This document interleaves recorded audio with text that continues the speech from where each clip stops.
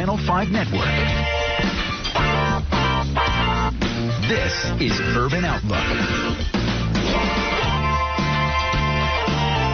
Hello and welcome to Urban Outlook, a forum for African American issues. I'm April Eaton. You know, there's a saying, our schools reflect our society, meaning they reflect the good in the world, but also the problems that plague the places where we live and work and raise our families. A grassroots group of parents in Williamson County wants to do something about these issues they say require the urgent attention of school district leadership, from disparities in discipline and learning to incidents involving race. OneWilco parents want to protect their students, all students really, and especially students of color. So joining me today to talk about this movement started by parents to help students, welcome OneWilco's co-founders Revida, Rahman, and Jennifer Cortez. Thank you so much for being with us today. We're excited to be here. So OneWilco started how? Well, we kind of have a long little history of how that goes. That's okay. We got time. We started, it was about 4 or 5 parents at an elementary school back, I think, maybe the 2017, 2018. And we had a challenge with the field trips that our kids were going on that seemed to gloss over slavery and not really address the truth. And so we reached out to our school and communicated with them those concerns. They had someone from the district come and join and speak with us, and that just opened up the conversations that we had. Dr. Maya Bug was there with us and reached out to Superintendent Looney at the time, and we're proud of being in Williamson County Schools. We have, we always talk about how good our schools are, and we just wanted to highlight how we can make that better for families and students of color. So with her background in education, we were able to share the low amount of teachers of color that we have, the diversity, the disproportionalities in discipline with students of color.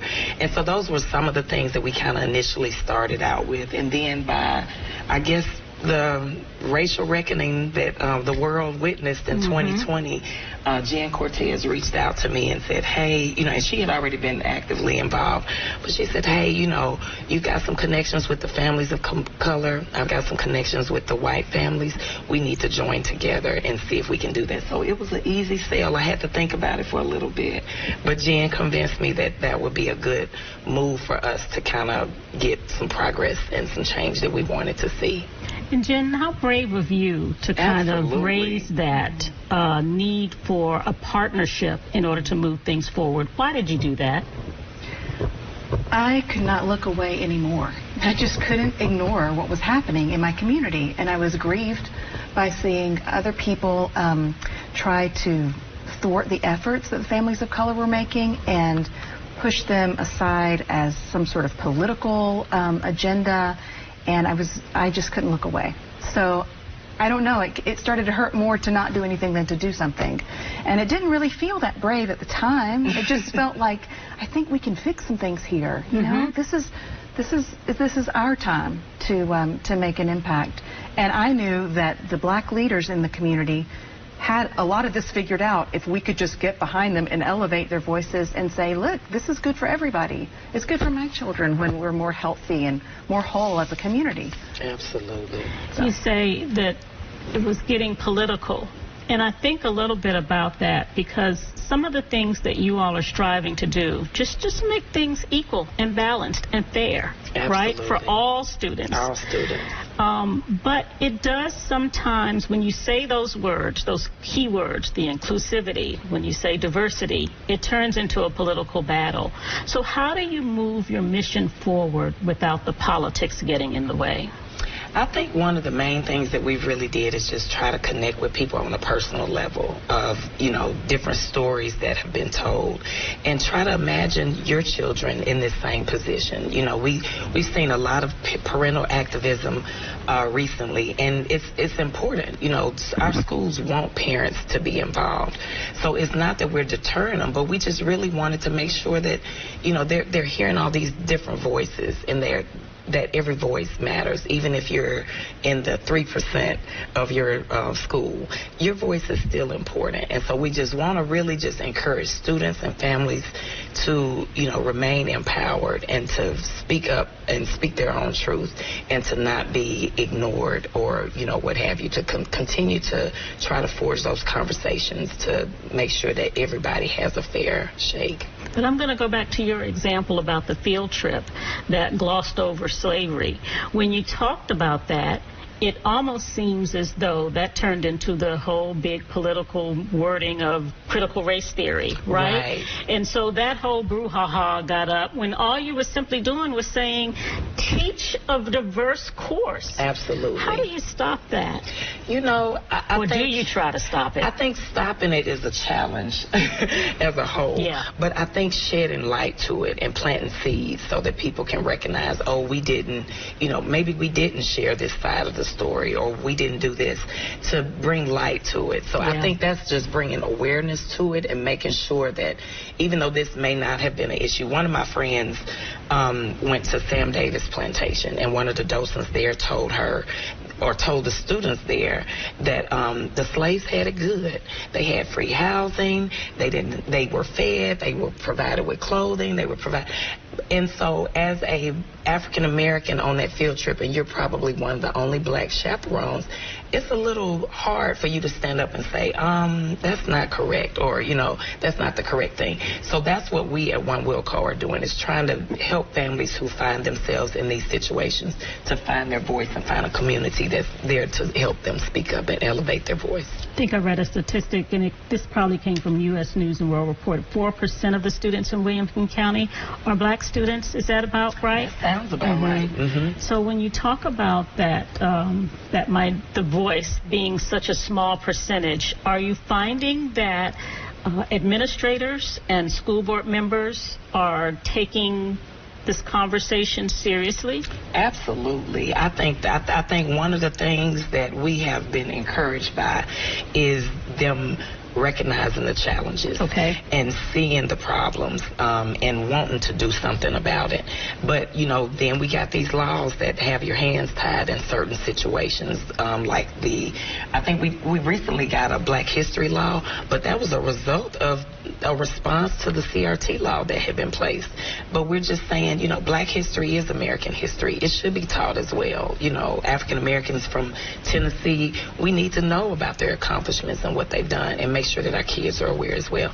Black kids as well as white kids, and Hispanic children, and everybody else that need to know this history, because it is our history. Well, there was no law to teach just regular American history, right? Right. So why do we have to have this extra bump, the encouragement, in order to teach a well-rounded, multicultural kind of lesson? Correct. So it's like you have a law that says don't teach this, but then you have a law that says, okay, well, we're going to put this back in now. So it can be very confusing, but we want to make sure that families are aware. One of the things I was reading that came from your website, as you said, and the website is onewillco.org for those who want to know how to get there. Racism is real, racism is wrong, and racism is expensive. Absolutely. Take us through those three components. I'm going to let you go. Sure. Well, one of the things that I had heard pretty often was people say, we don't have a racism problem in Williamson County. We're good people here. And I mean, you can apply that probably to most places people can think that about. It's not exclusively Williamson County. But I heard that where I live. We don't have an issue here. There's not a thing.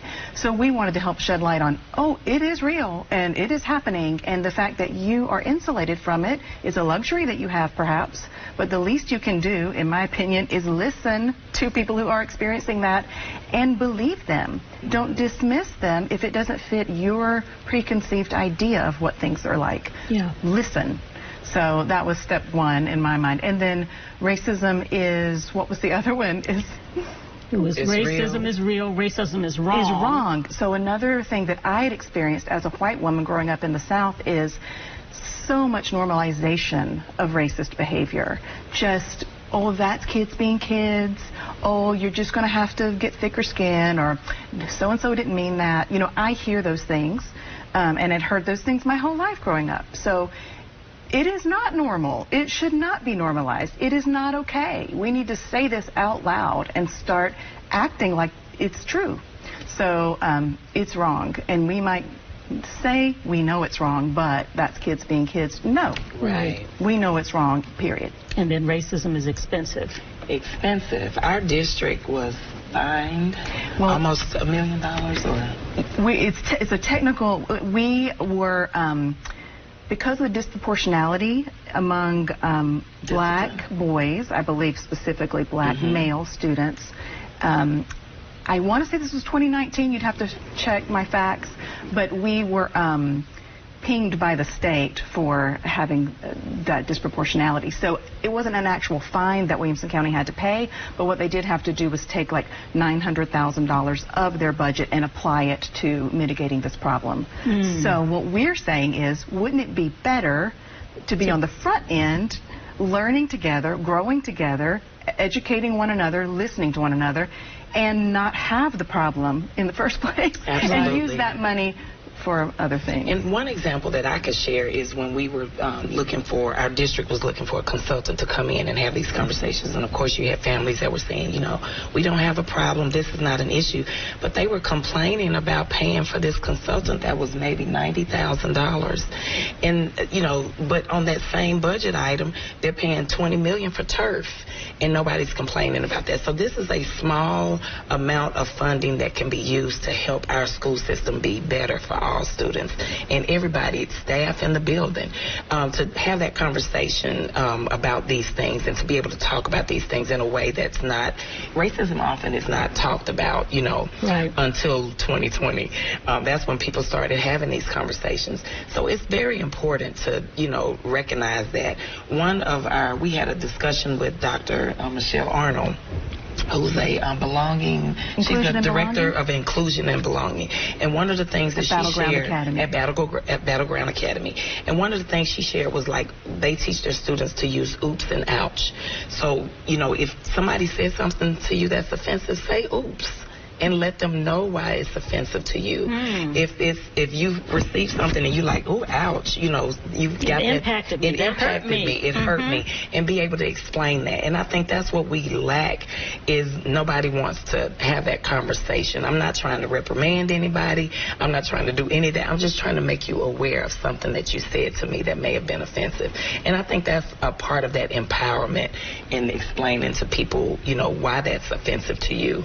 Because until you don't know until it, and some people know and choose to do it anyway. Right. But if you're just not observing and not aware, it's a way to make you aware. So you can say, that's my friend. I would never want to say anything to hurt them. So I'm going to change that behavior and not say this thing that was offensive to them. Like that. Let's take a quick break. When we come back, I want to talk more about the mission of OneWilco and also ways that parents and other families can get involved. We'll be right back after this. Stay with us.